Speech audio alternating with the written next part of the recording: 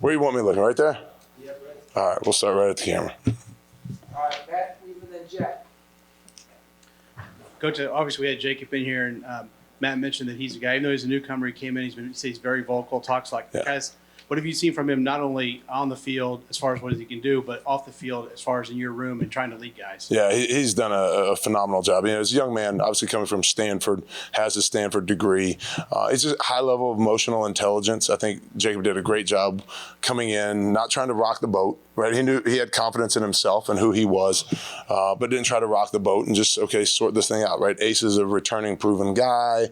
What's the leadership dynamics? Just let me come in, let me prove myself, handle my business like a pro the way I need to, and then as he's figured that out, okay, this is where I can step in. This is where I can assert myself more. This is the value that I can provide, you know, to the room, to the defense, to the team.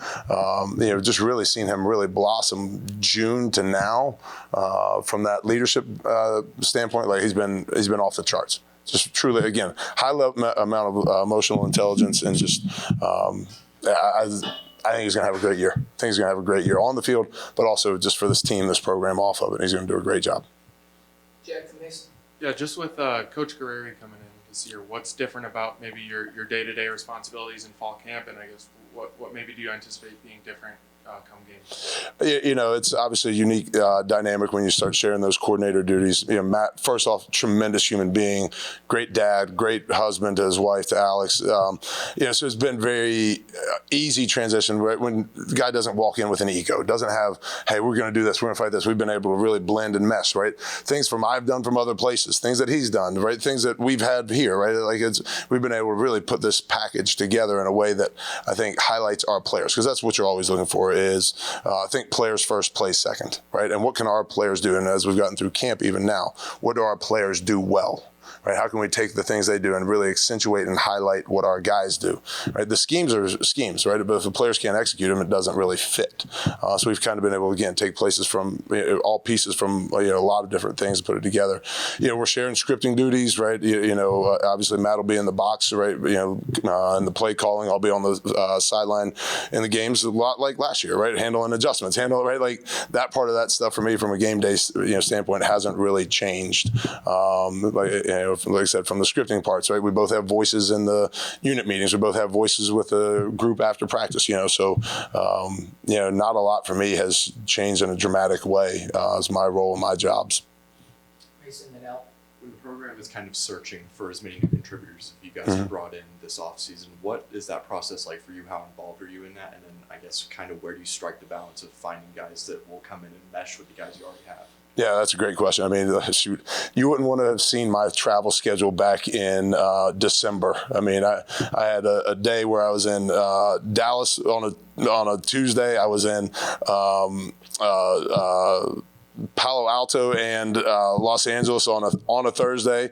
On a Wednesday, and on Thursday I was in Washington D.C. Right, you don't get from Palo Alto to Washington very easily, right? Or to Washington D.C. in a day, right? So it's just part of the process. So this portal has changed the dynamics of that. We've got a great travel agency that helps us with those things. I was in Palo Alto, right, and I saw obviously Jacob, but I saw Nick Toomer, right? So we're all just collective effort on bringing these young men in to find the right people. Right, talked about Jacob and his emotional intelligence. Right, like you want to find the right people because it's a very unique dynamic when you're talking about bringing in. Overall, we've got between freshmen and transfers, we've got 40 new people in this program. So you have to find the people that it's not about me, it's about the team. Yes, they're coming here for opportunities. But Andre Carter coming in, like the number of times like Aaron Wellman, our strength coach, is walking in. Hey, Andre's grabbing these young guys and working on this. Right, he's talking to the freshmen. Like you could call him a mercenary if you wanted. He's here. He's a one and done. He's a hired gun, but he still does not have a person have that mindset and mentality. Again, like I'm not just here for me. I'm here to still help young men and see them, right, those young players grow and improve using his experiences. We got the right people.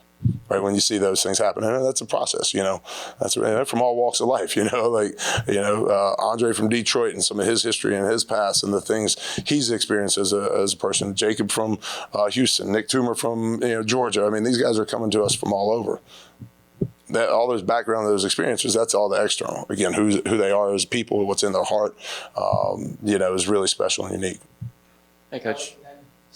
Hi, Coach. You talked about Jacob's emotional intelligence and his maybe acclimation process to the room. If you guys talked about his leadership abilities kind of already stepping up, how have you seen him kind of make his voice heard in that linebacker room? Yeah, like I said, walking in day one in January, he wasn't, trying to be the assertive guy. He wasn't trying to be the dominant personality in the room. He understood where Ace was, right? Again, let me figure out the dynamics. Let me figure out what I can contribute, right? Let me figure out what I need to do just playing linebacker, right? It's a new scheme and system for him.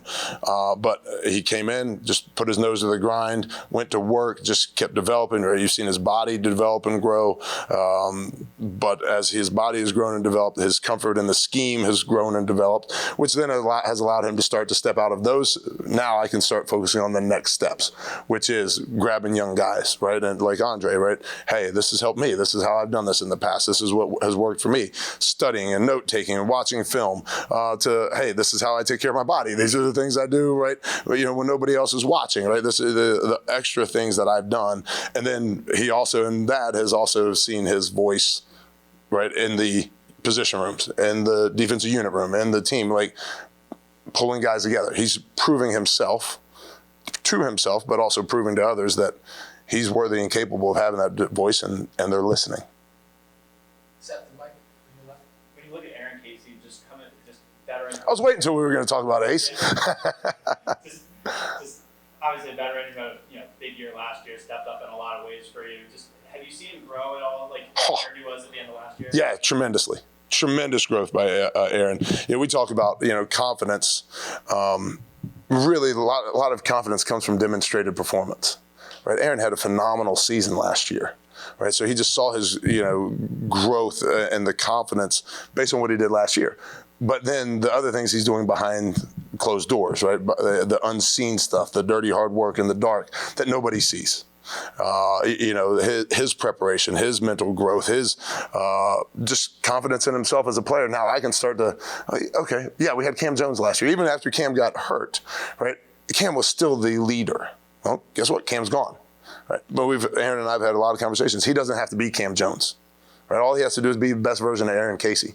And the best version of Aaron Casey is an awesome human being. Text my wife on her birthday, right? Like we talked about stories last year about things Cam would do, right? Well, Ace is doing those same things, right? Just, Jeff and I were talking earlier about the young men that we have in our program. We've got good young men in our program.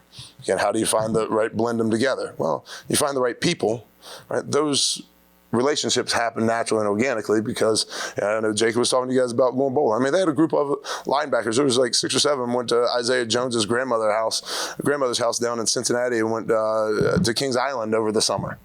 And just those organic, nobody told them to do it. They just went and hung out at Granny's house for a weekend, right? Went and rode some roller coasters.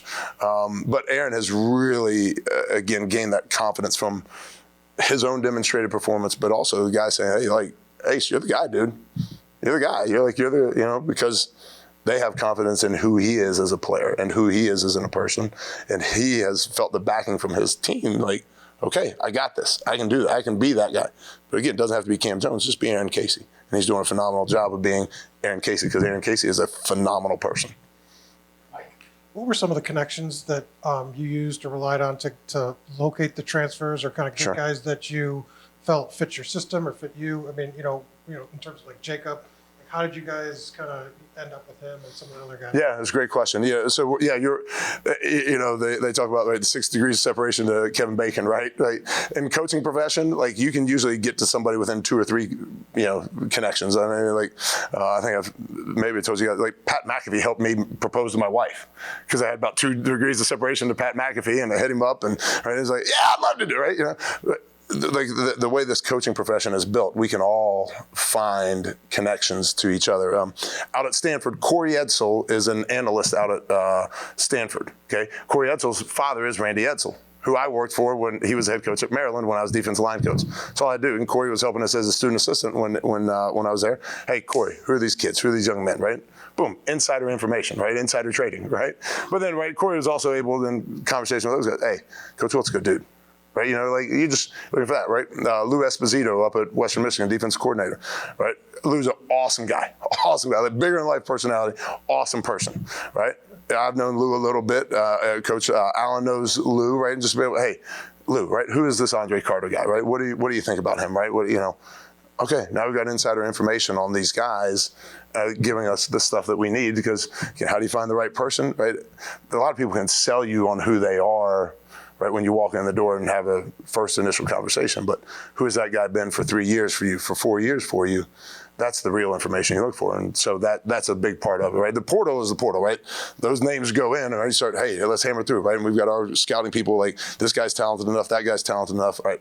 We like them as a player, he's a fit. Now let's start working those back channels to find out the important information. The film's the film, right? Just like NFL scouting, the film's the film. What are they really looking for?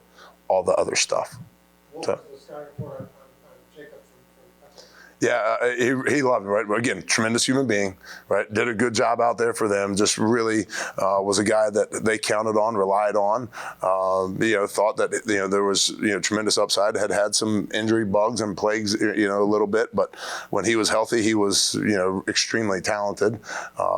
Those guys at Stanford, not very many of them aren't bright, so he had some football intelligence and savvy to him. And hey, let's just go take off and go build on this relationship. And then we were able to build the relationship. He got to know us. Yeah, great fit. Yeah. Awesome. Thanks, Chad. Yeah. Thanks, guys. Appreciate it.